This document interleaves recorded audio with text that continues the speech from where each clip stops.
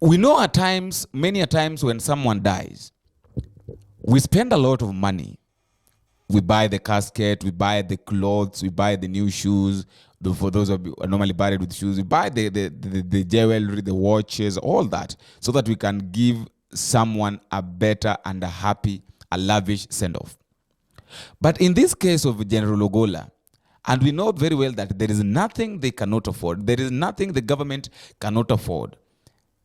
If the government decided that they're going to sponsor everything, they would do that. Even the military, if the military decided that the people that are going to do everything, to cater for everything, without even the family, all the contribution, they would do that. Even the president himself, if he decided that I'm the one who's going to cater for everything, they will do that. But what surprises me is this, that according to Joel, that is General Ogolla'S son, he's saying that the casket that General Ogolla is in right now, as we speak, costs 6,800 Kenya shillings. It's not even haijapigwa hata randa. It is just plain. They're just woods that have been put together so that they can help in carrying the body. Are you seeing? And he also saying, and Joel is confirming, that according to his father, what his father wanted was to avoid a lot of expenses during the burial or after his death. So Joel is saying that even in that casket, that 6,800 casket that his father is in right now, coming tomorrow during the burial, the father will be wrapped, all the uniform that the father has been, he is only in uniform maybe to give him last respect as the general. But coming tomorrow before the burial, what they'll do it the same way the story of Jesus. They'll take their father, that is General Ogolla, wrap him with a bed sheet. After wrapping in a bed sheet, he will be laid to rest just like that.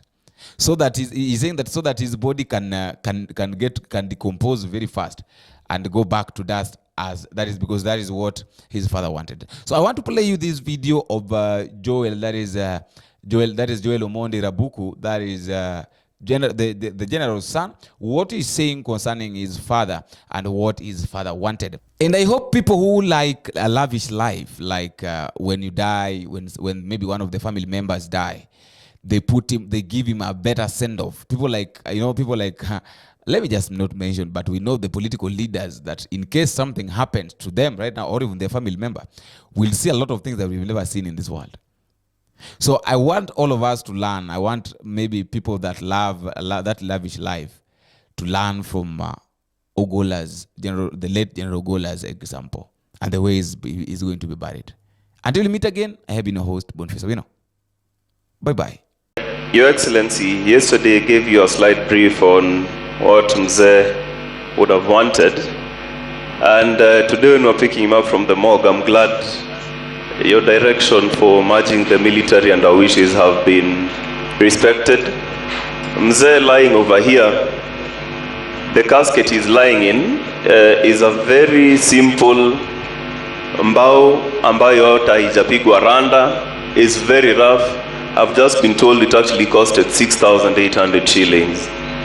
Hii mambo mingi ya casket ati mtu mkubwa 500,000, 1 million. His essence and spirit is no longer with us. This is a body which he served the country with, and now it is finished. Yeah, in addition to that, let me just briefly address the rumors I've been seeing on social media asking, is this guy, was he Muslim? The rights he wants to be buried with, what's happening? Your Excellency, as you know, Jesus himself, how he was buried, he was wrapped in a sheet and put in a tomb.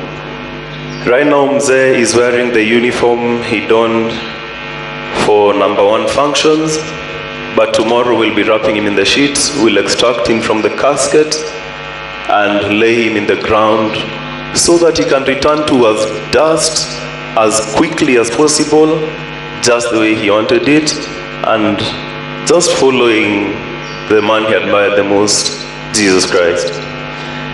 Your Excellency, my father always alikuwa na mambo matatu kama wewe, not the same, but all his speeches were divided into 3.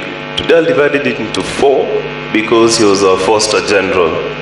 Firstly, you heard from Bishop Lele about his love for God. Somewhere in that helicopter wreck is his Bible, which was his most precious possession. Anyone who worked with him in DHQ, MAB, lab, wherever, can attest that he always had a Bible with him.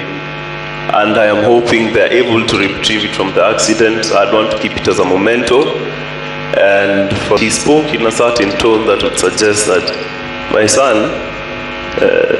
I won't always be here, and you will need to take care of my wife and my other children, which I am more than ready to do, and it will not be a problem. And Matthew 5:3, Bedsheet of Jesus, it says that blessed are the poor in spirit, for theirs is the kingdom of heaven. He was the poorest man in spirit. Hizi chaskas mingi, ofisi kubwa, watu kumuita CDF, general, sir, to him it was all vanity. It was a necessary thing for him to be able to fulfill his job, nothing more. As he lays here with his uniform, I see they put his medals, his sword and boots. He loved it as a tool for the job, but nothing more. Don't be under any illusion that he thinks is important once he breathed his last. That was point number 1, his love for God. His point number 2 and point number 3 is a very blurry line. It is about his soldiers and his family. I can guarantee you right now, ule private mwenye amekaa pale juu kwa kona and me, he viewed us almost the same. You may not have had the same privileges I might have had being his son, but in his heart of hearts, the lowest person, the cleaner, to his vice, he treated all of them with respect, and he respected every single human life. His worst days was when he had, or rather different days he hears his soldiers have been hit. He was actually mourning like he was mourning a child, and he'd go down to his knees and ask God, what is happening here? Add for me strength. Nahitaji kulima hii Al-Shabaab kabisa, nahitaji kulima hii bandits kabisa, which is what he was doing in the line of duty when he went down. And I want to tell even the bandits or Al-Shabaab who are celebrating, mtu mwenye alikuwa na lima kila wakati muongeze click. Watu ya SF mukipewa mission ya kwenda kulima adui, maliza kabisa, na ukifanya skirmishing, confirm, ongeze 3 za kichwa. That's how he would have wanted it. He wanted to die, in fact, fighting one of these enemies. And so musikubali kuogopa Al-Shabaab. Kama mdosi wenu hakuwa anaogopa adui, basi mnaogopa nini? Si yeye amelala hapa na sisi wote tutalala hapa. Usipende maisha yako yote sana, na iko kitu moja kubwa kushinda wewe, Mwenyezi Mungu na nchi yetu ya Kenya. Lima musiangushe click. Muongeze. Watu ya Boni, endeleni kuongeza click kabisa, because his ultimate dream was to have a fully peaceful Kenya. Hii mambo ya watu kugongwa hitting civilians left, right and center, he had told me many times, General Karangi started that or that side, I will finish it. He may not be done to finish it, but all of you now have a responsibility. Musiangushe hiyo click, wekeni tu. And he always used to say, kazana, weka kazi mbele na Mungu mbele, na ulime adui kabisa. Lima adui, atakufanyia nini? Utakuja hapa, we'll celebrate you, but Kenyans will remain safe. Those tears of the women in Baringo and their children and the people who are displaced, they won't go in vain. Hata sasa wenye wako deployed huko, wenye walichukua mili zao kwa ndege, Don't despair bwana. Kazi inaendelea. He is gone, amri bado iko. Since ametoa amri, hiyo mali lazima ifagiliwe kabisa. Na hivyo ndio itakuwa.